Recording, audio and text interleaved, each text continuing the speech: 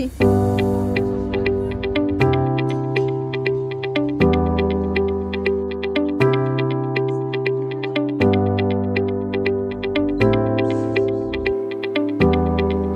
name is Benedict Ciobo and I'm 41 years old. And what are the biggest problems in Miercurea Ciuc?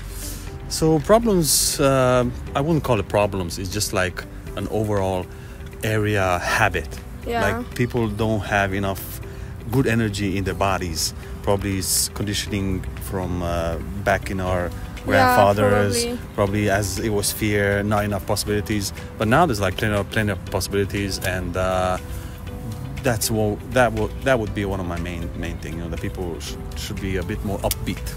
Yeah, I actually think the same. Începem cu întrebările. Care sunt cele mai mari probleme în Miercurea Ciuc? Eu cred că una dintre cele mai mari probleme din Miercurea Ciuc este că în centru nu prea găsești loc de parcare.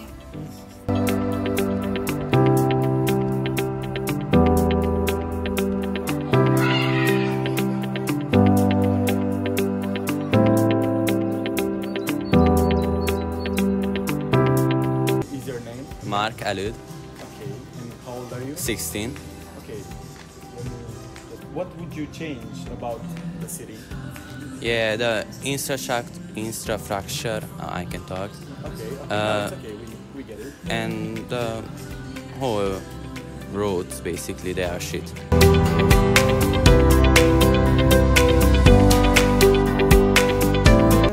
Sugera să vizitați Cetatea Micu, parcul,